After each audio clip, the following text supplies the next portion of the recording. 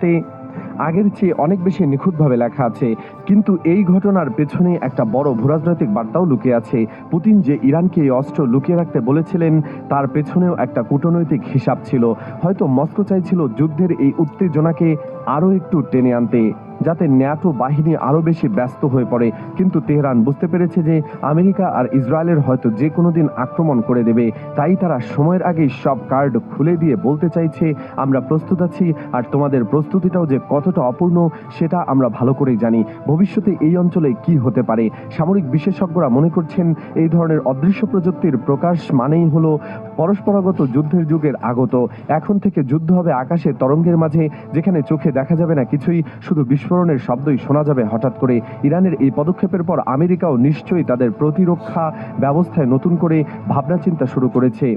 কিন্তু প্রশ্ন হলো, একটি অদৃশ্য শত্রুর বিরুদ্ধে কাল্পনিক ঢাল তৈরি করা কতটা সম্ভব? এই মুহূর্তে গোটা বিশ্ব একটা অদ্ভুত সময়ের মধ্য দিয়েই যাচ্ছে। একদিকে যুদ্ধের আশঙ্কা, অন্যদিকে প্রযুক্তির এমন উত্থান যা মানুষের যুক্তিকে হার মানাচ্ছে। ইরানের এই কালো স্পাইপ্লেন শুধু একটি যুদ্ধ বিমান নয়, এটি একটি বার্তা, একটি ঘোষণা। যে কেউ যেন ভুলেও ভাবে না যে কোনো দেশকে ঘিরেই তাদের নিঃশব্দে শেষ করা যাবে। কিন্তু সবচেয়ে বড় ভয়ের ব্যাপার হলো, এই অদৃশ্য যুদ্ধ যদি একদিন বাস্তব হয়ে ওঠে, তবে সেই ক্ষয়ক্ষতির হিসাব কেউ মেলাতে পারবে না। আপনার কি মনে হয়, আমেরিকার এই নতুন হুমকি মোকাবেলায় নতুন কোনো প্রযুক্তির ব্যবহার করবে, নাকি এই উত্তেজনা রাজনৈতিকভাবে থামবে? আপনাদের মতামত অবশ্যই কমেন্টে জানাবেন, কারণ এই অদৃশ্য যুদ্ধের পরবর্তী অধ্যায় হয়তো আপনাদের চিন্তার ওপরেই নির্ভর করছে।